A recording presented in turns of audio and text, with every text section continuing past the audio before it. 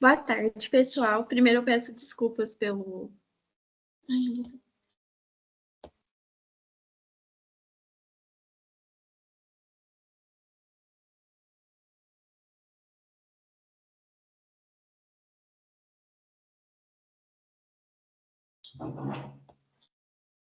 Boa tarde, pessoal.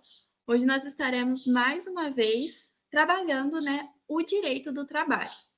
E hoje eu separei para a gente trabalhar o contrato de trabalho. Então eu vou aqui compartilhar os slides. Lembrando, meu nome é Ana Flávia, estou acompanhando vocês aqui do quarto semestre, noturno e matutino, com direito do trabalho. Então eu vou compartilhar aqui a tela, tá bom? E aí a gente já começa.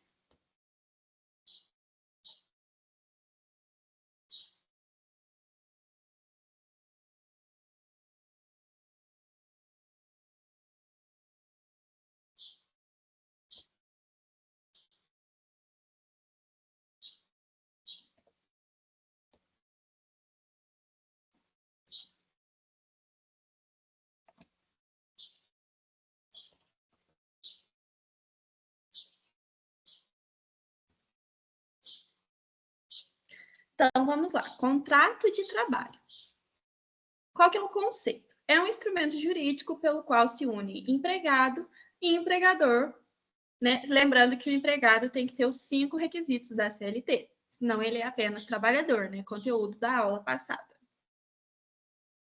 Então, vamos lá. Quais são os elementos para que a gente tenha um contrato de trabalho? O primeiro é a capacidade do agente. Essa capacidade, ela se divide em 3. Ela pode ser a capacidade plena, que é para aqueles maiores de 17 e a partir dos 18. Capacidade relativa, que é aquela para os menores de 18 e maiores de 16. E incapacidade, né? Aqui é bem parecido com o direito civil. A gente vê no direito civil também a capacidade plena, relativa e a incapacidade. É bem parecido. A diferença é a capacidade, é a incapacidade. Por quê? Para vínculo de emprego, cessa a incapacidade a partir de 16 anos, que aí já entra na capacidade relativa. Mas para vínculo de trabalho, cessa a partir dos 14 anos, que aí a gente tem o jovem aprendiz. Então, a gente tem essas três subdivisões da capacidade. Então, capacidade plena, relativa e incapacidade. Lembrando que a incapacidade cessa a partir dos 14 anos para vínculo de trabalho e a partir dos 16 para vínculo de emprego. O segundo é o objeto lícito. O objeto lícito se divide em 2 também, né? A gente tem o trabalho irregular, que é aquele que agride a legislação trabalhista. Então, gera uma punição ao empregador. Então, o empregado ele não perde os direitos trabalhistas. Aqui o erro é exclusivamente do trabalhador, né? Então, é um trabalho irregular. E a gente também tem o trabalho ilícito, que a sua prestação gera crime ou contravenção. Então, as duas partes são punidas e o empregado perde todos os direitos trabalhistas. Aqui seria o caso, por exemplo, do aviãozinho, né? De certa forma, ele está trabalhando, mas é um trabalho ilícito. E o terceiro requisito é forma prescrita ou não defesa em lei. O contrato de trabalho, ele não tem um formato predeterminado na norma. Tem algumas situações específicas, mas, em regra, ele não tem uma forma certa, né, de se fazer. Tanto que a gente tem trabalhos com horários bem diferentes, né, porque não tem um formato predeterminado de contrato de trabalho. Então, são esses os 3 elementos para o contrato de trabalho. A capacidade do agente, o objeto lícito e a forma prescrita ou não defesa em lei.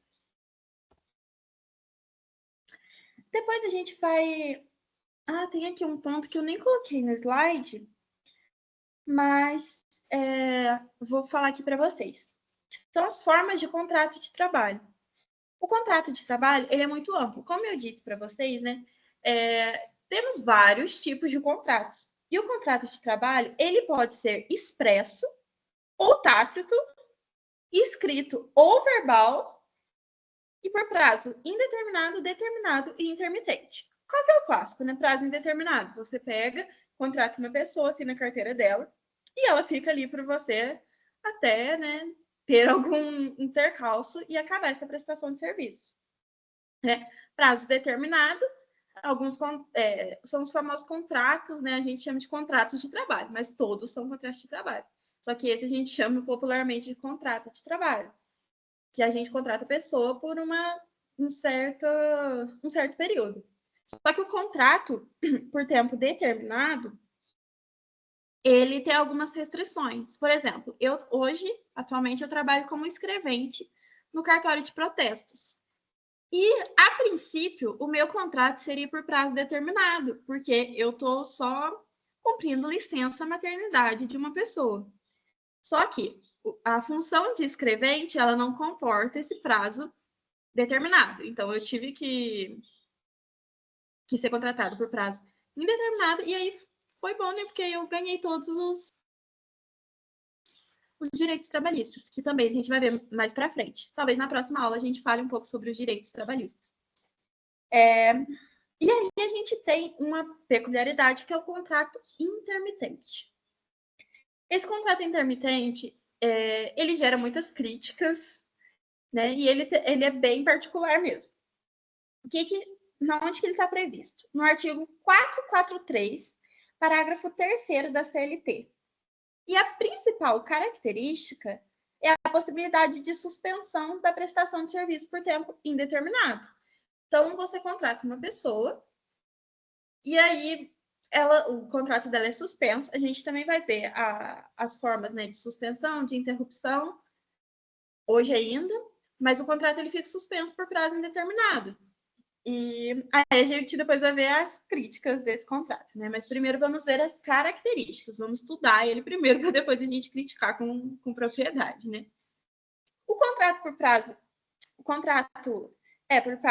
intermitente, ele deve ser obrigatoriamente escrito e respeitar as premissas salariais.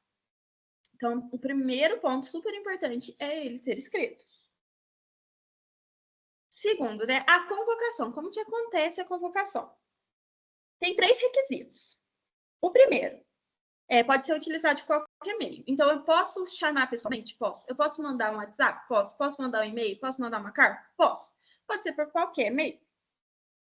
O segundo, deve declinar a jornada. Então, eu falo assim, você vai trabalhar para mim de 3 dias durante das 7 a 1. Beleza? E depois tem que ser 3 dias de antecedência. Então, cumprido todas essas regras, tá tudo certo na convocação. Porque, assim, apesar dele ser por prazo intermitente, né, a pessoa trabalha, depois, entre aspas, sai do serviço, depois volta, ele tem que respeitar essa regra da convocação, porque não tem como eu falar para uma pessoa que eu contratei e falar amanhã você vem trabalhar. A pessoa tem que se programar, por isso os 3 dias de antecedência. E como que você dá a resposta do empregado, né? O empregado tem o prazo de 1 dia para responder, sendo que, se ele ficar em silêncio, se presume recusa. Então, ele me convocou hoje é sábado, para trabalhar na quinta-feira. Então, ele respeitou aí o prazo da convocação e eu tenho 1 dia para eu responder. Se eu não responder, sugere que eu recusei o trabalho e não vou trabalhar. E não tem nenhum problema, porque ele é um contrato intermitente. Não tem nenhum problema a recusa. Inclusive, é um direito do empregado, porque vamos supor que o empregador me chamou, respeitou ali o prazo de 3 dias, só que eu tenho uma viagem. Eu não sei quando que o empregador vai me chamar, então não tem como eu ficar, né, gerar minha vida em torno desse contrato intermitente, porque ele é muito incerto. A gente vai ver depois nas críticas. Então, por isso que na legislação a gente tem que a recusa é plenamente legítima e um direito do empregado. Só que, se eu aceitei, a gente tem a previsão de multa para o não comparecimento, né? Para o não cumprimento. Se eu não retorno após o aceite da proposta, tem uma indenização de 50% da remuneração, salvo se houver justo motivo que impediu o retorno. Então, eu sofri um acidente, então aí não vou pagar a multa, né? É meio lógico. Mas se não tiver um justo motivo, eu tenho uma multa de 50% do valor da remuneração. Só que aqui também tem a gente viu, né, do lado do empregado. Só que essa multa também pode ser empregada pelo empregador, né? Desde que tenha sido causador do não cumprimento. Então, eu cheguei lá para trabalhar, mas aí estava tudo fechado. Eu cheguei, eu me comprometi. Então, o empregador também tem que pagar essa multa, né? Essa daqui é a famosa pau que bate em Chico, bate em Francisco também. Então, se eu deixo de cumprir com o compromisso que eu assumi com o empregador, e eu tenho que pagar a multa, se ele também deixa de cumprir com o compromisso comigo, ele também tem que pagar a multa. Então, tem esse 50% do valor da remuneração. Lembrando que para ser empregada essa multa contra o empregador, ele que tem que ser o causador do não cumprimento. Então, por exemplo, está tudo fechado. Esse foi o exemplo que eu pensei agora, né? Tudo fechado. Não tem como eu cumprir. Então, o empregado também pode pedir a multa contra o empregador. Aqui também tem a questão dos pagamentos, né, na suspensão. Ao final do período de trabalho, antes da suspensão, o empregador, né, deve pagar todas as verbas rescisórias e indenizatórias. Então, se eu fiquei 3 dias, tá, ele vai me pagar tudo referente aos 3 dias. Ele vai me pagar férias, 13º, proporcionais, tudo. Né? Lógico que ele não vai contratar para ficar 3 dias, mas vamos supor que esse contrato intermitente, eu vejo muito ele funcionando em caso de pessoas que cumprem férias das outras.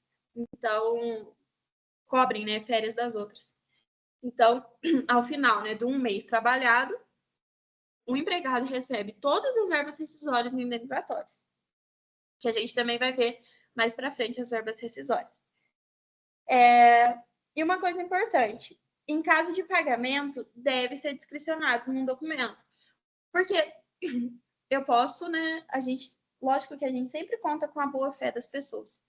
Só que também é uma segurança, tanto para o empregado quanto para o empregador. Mas esse documento deve existir no pagamento das verbas. E quais são as críticas? Né? Primeiro, gera uma insegurança. Essa insegurança é principalmente para o empregado, né? Eu não sei quando que eu vou trabalhar, quando que eu não vou, e de certa forma você fica preso nesse contrato intermitente, né? E eu posso ficar, sei lá, anos sem trabalhar e a pessoa me chamar do nada. Então, é uma insegurança muito grande para o empregado. E também, de certa forma, para o empregador também, porque eu tenho ali a pessoa, tá, mas e se eu chamar e ela não for? E se ela não puder, né? Gera uma insegurança de ambas as partes, mas bem mais para o empregado. Outra crítica, não há tempo máximo ou mínimo de inatividade. E também não tem a remuneração nesse período. Então, essa questão da inatividade é o que eu falei, a gente pode ficar anos sem trabalhar e a pessoa do nada me chamar. Então, volta na questão da insegurança, né? Mas não tem tempo para ficar inativo. E também não tem remuneração nesse período, né? Terceira crítica, a má-fé. Os empregadores usam este instituto muito de má-fé. Porque eu deixo a pessoa meio que num banho-maria, né? E aí, na hora que eu precisar, eu vou e chamo a pessoa. E aí, os empregadores usam isso de má-fé para não pagar os direitos trabalhistas. E ele também é um instituto mal redigido. Tem até perigos para os empregadores, né? Não é não é uma coisa meio pacífica, ele é bem mal redigido. Então, um contrato intermitente, ele tem algumas vantagens, né, principalmente para os empregadores, mas ele também tem muitas desvantagens, né? Então, esse é o contrato intermitente. Por que eu trouxe ele e não trouxe os outros? Porque ele é bem diferente, né? Mas caso vocês queiram também, eu trago os outros. Trago o contrato por prazo determinado e o contrato por prazo indeterminado para a gente ver as diferenças. Eu vou fazer um quadrinho comparativo e trago na próxima aula. Mas o mais importante, assim, que gera mais dúvidas mesmo, é o contrato intermitente. E aí, como eu falei para vocês, a gente também ia trabalhar as condições típicas do contrato de trabalho. A gente vai ver duas, né? A suspensão e a interrupção. Uma forma de lembrar. Suspensão é com S de sem remuneração. E interrupção tem o T de tem remuneração. Então, a gente vai ver agora os casos de suspensão e interrupção. Vamos começar com a suspensão. O empregado não trabalha e não recebe, além de não contar tempo de serviço. Então, ela se trata de uma suspensão total do contrato de trabalho. Por exemplo, faltas não justificadas. Se eu não vou no trabalho, simplesmente não vou, não levo um atestado, não levo nada, é uma falta não justificada. Então, eu não tenho remuneração, não conta tempo de serviço e eu também, né, obviamente, não trabalho. Então, vamos ver os casos de suspensão, né? Primeiro caso, é a prestação de serviço militar, a convocação. Então, às vezes, tem como, né, você fazer a função do seu trabalho mesmo e prestar o serviço militar, mas às vezes não. Então, nesse caso, é suspensão, quando tem incompatibilidade de função. Segundo caso, muito comentado, muito importante, a greve. Nos casos de greve, um contrato de trabalho fica suspenso. Então, o empregado não recebe porque ele está exercendo um direito, né, do exercício de greve, só que o empregador não tem a obrigação de remunerar, que também ia ser um pouco injusto para o empregador, né? Então, qualquer coisa, os empregados iam fazer greve e iam ficar recebendo sem trabalhar. Então, é um pouco injusto, né? Só que em caso de acordo coletivo, no sentido de pagamento, pode se tornar uma interrupção. Então, no caso da greve, é uma exceção, né? Em regra, é suspensão, mas se tiver um acordo coletivo, ele vira interrupção. Terceiro caso, empregado preso de forma provisória ou preventiva. Isso também é meio lógico, né? O empregador ele não tem a obrigação de pagar o período que o empregado está cumprindo pena. Só que tem um detalhe muito importante. Não é caso de demissão por justa causa, é apenas suspensão. Então, se ele está preso, né, depois ele volta, vou demitir por justa causa porque ele ficou preso. Não posso. É caso de suspensão do contrato, não vou pagar o salário dele, não vai contar como tempo de serviço para ele, só que quando ele volta, eu não posso demitir por justa causa. Quarto caso, o dirigente sindical. Quando o dirigente sindical atua em interesse do sindicato, o contrato de trabalho dele também fica suspenso. Então, por exemplo, ele tem uma reunião em prol do sindicato, o contrato fica suspenso.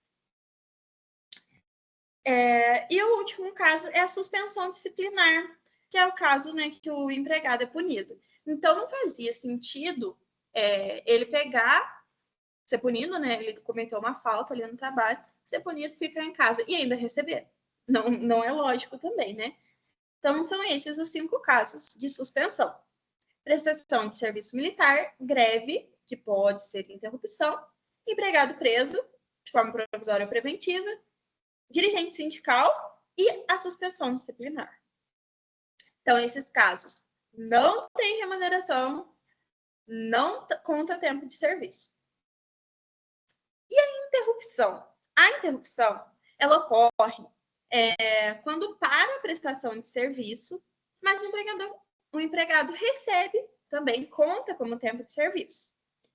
é uma inércia para apenas uma das partes, né? Apenas para o empregado. Exemplo clássico, as férias. Então, vamos aos casos de interrupção. Licença remunerada. Então, o empregador, ele autoriza o empregado a não trabalhar. Ah, não, você foi muito bem, vou te dar uma licença de 3 dias para você descansar. É uma licença remunerada. Segundo caso, aborto não criminoso. Também é um caso de interrupção, porque a mulher está muito fragilizada, tudo, né? Então, é um caso de interrupção também. Terceiro, causas acidentais ou de força maior.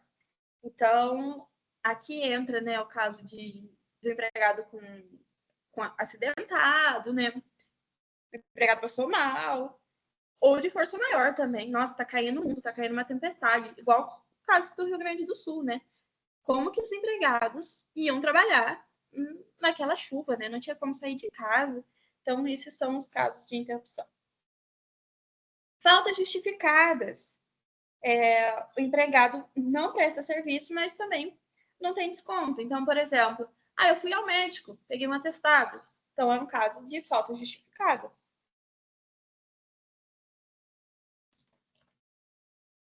Luto. O luto também. Só que o luto a gente tem que ficar muito atento. O luto, ele enquadra morte de cônjuge, ascendente, descendente, irmão ou dependente econômico. Então, por exemplo, meu tio faleceu. Meu tio não se enquadra em nenhuma dessas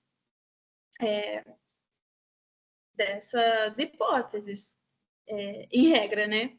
Porque às vezes meu tio é dependente economicamente de mim, ou até emocionalmente, porque a doutrina ela admite também similaridade com dependência emocional. Só que em regra não está aqui, então eu não tenho esse direito. E o luto são 2 dias consecutivos. Então, por exemplo, algum ascendente meu faleceu na quinta-feira. Então, na sexta e no sábado, não vou trabalhar. Então, se eu não trabalho no sábado, também não significa que segunda-feira eu não vou trabalhar. Não, são consecutivos. E sempre lembrar que é para cônjuge, ascendente, descendente, irmão ou dependente econômico. E a doutrina aceita, né? Parte da doutrina aceita também dependente emocional. Casamento. Casamento são 3 dias consecutivos. Então, por exemplo, a pessoa que casa na sexta-feira, coitada, ela não tem muita vantagem, né? Porque aí sábado, domingo, tem muita gente que trabalha no sábado, mas não é a regra, né? Muita gente descansa no sábado. Só que tem uma profissão que tem 9 dias, tanto para luto quanto para casamento, que é o professor. O professor tem direito a 9 dias. Nascimento de filho. Um dia durante a semana. Isso não se confunde com a licença maternidade ou paternidade. Meu filho nasceu hoje, eu tenho meu dia, né? Obviamente não consigo ir trabalhar, mas isso, vamos pensar no lado do pai. Se eu tenho um filho hoje, eu não sou casada, né? Mas meu namorado não vai trabalhar hoje. Só que isso não se confunde com a licença maternidade ou paternidade. Ele vai ter a licença paternidade dele normalmente. É o dia do nascimento. Doação de sangue, um dia a cada 12 meses. Então, também não posso doar sangue todo mês. Não, a cada 1 ano eu posso ir uma vez doar sangue e aí eu ganho um dia. Isso daqui, gente, é bem bacana. Quando eu fiz o AB em Direito do Trabalho, né? E caiu exatamente isso. Quantos dias a pessoa teria, né? Quantos dias o prazo seria interrompido. O contrato de trabalho que seria interrompido. Caiu na segunda fase da minha OAB. Depois eu vou até colocar essa questão para vocês. Alistamento eleitoral, 2 dias consecutivos ou não. Então, eu fui convocada para trabalhar na eleição. Eu não me inscrevi como mesário, não, fui convocada mesmo. E já chegou até meu atestado. Eu devia ter até colocado no slide. Já chegou meu atestado de 2 dias, né, de folga, porque eu trabalhei um dia na eleição. São 2 dias para turno, né? E também tem os casos de mesário. Mesário geralmente faz curso. Aí você também ganha, se eu não me engano, 2 dias pelo 1 dia de curso. Serviço militar é pelo tempo necessário. Aqui não é o exemplo que a gente viu da suspensão, que é uma prestação de serviço militar. Não, aqui seria o caso do reservista. Então, pelo tempo necessário. Outra hipótese, exame vestibular nos dias necessários. Geralmente, os vestibulares são finais de semana, né? Então, quem trabalha no final de semana, às vezes a pessoa, geralmente são no domingo, né? A pessoa tem roda turno, trabalha no domingo, ela tem o dia do vestibular. Comparecimento em juízo, também nos dias necessários. Então, os jurados, né, eles são convocados, eles têm o dia, né, eles são liberados no dia. Dirigente sindical quando representar o Brasil em evento internacional, pelo tempo necessário também. Aqui também é bem diferente, ó, ele vai representar o Brasil em evento internacional. No caso da suspensão, ele só ia fazer uma atividade relacionada ao sindicato. Aqui é um caso diferente. E esses casos são bem... eles confundem bastante. Tanto o caso do militar, quanto o caso do dirigente sindical. Nós temos também novos casos. O acompanhamento de pré-natal por 6 vezes durante o período gravídico, não importando o tempo. Então, se eu tô de... Não significa que eu vou a cada 2... eu ia falar a cada 2 meses. Não significa que eu preciso ir necessariamente uma vez ao mês, né? Eu posso ir quando eu quiser. E também, se eu tô grávida de 4 meses, se eu quiser usar minhas 6 vezes nos 4 meses, tudo bem. Acompanhar filho de até 6 anos em consulta médica. 1 dia por ano. Gente, isso daqui é até meio injusto, porque a gente sabe que criança pequena vai muitas vezes ao médico, né? Até por exame de rotina, tudo. Então, 1 dia por ano somente. Exame preventivo de câncer. 3 vezes a cada 1 ano também, né? A cada 12 meses. Então, esses são casos novos. E agora a gente também tem os casos complexos. Auxílio doença ou acidente de trabalho. Esses são casos que geram muitos questionamentos. No caso do auxílio doença, os primeiros 15 dias são pagos pelo empregador. Depois, tem a vistoria do INSS e aí será pago pela Previdência. Então, o que acontece? Nos primeiros 15 dias que são pagos pelo empregador, é interrupção, tem remuneração. Nos demais dias, vai ser pago pela Previdência. Então, é suspensão. Aposentadoria por invalidez. É sempre suspensão, já que é resguardado o direito ao retorno. Então, aposentadoria por gravidez, eu acredito que vocês não têm direito previdenciário junto com direito de trabalho. Quem tem é a grade antiga, que é a minha. Não tenho certeza. Mas esse também é um caso que, quando a pessoa se aposenta por invalidez, se acontecer alguma coisa que possa ela retornar para o trabalho, ou ela possa ser colocada em outra função, cessa a aposentadoria. Então, tem até um caso assim, que é bem complexo, que é por depressão. Consegue, em alguns casos, ser aposentado por invalidez. Só que não impede que a pessoa retorne, né? Caso tenha melhora no quadro.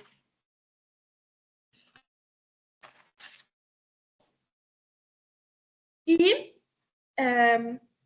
o último caso desses casos complexos, e também o último caso de interrupção, é empregado eleito para o cargo de diretoria. Então, quando ele é eleito para um cargo de diretoria, o seu contrato original está suspenso na condição de empregado e ele tem um novo contrato na função de diretor. Então, não significa que ele vai continuar recebendo, né, na função antiga. Não, ele vai receber na nova. Só que ele é eleito para o cargo, então ele pode voltar a qualquer momento, né, para o anterior. Então, por isso que o anterior fica suspenso, não tem um fim. né? Ele fica suspenso e, caso aconteça alguma coisa que o empregado saia dessa função de diretoria, ele volta para o cargo dele normal. Só que nesse período ele vai receber a nova função, né? E o outro contrato ele fica suspenso, certo?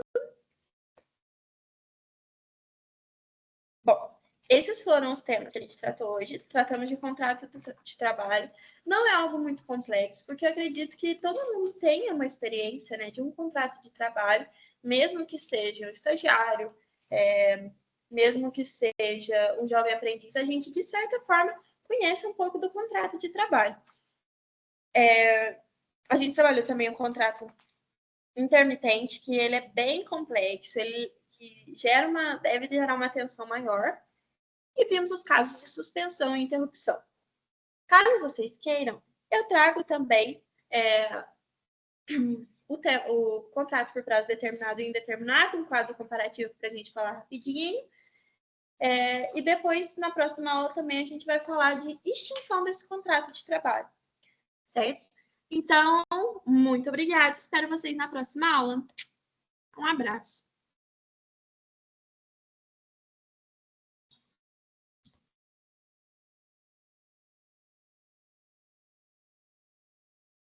E lembrando, qualquer dúvida, eu estou à disposição. Tchau, até semana que vem.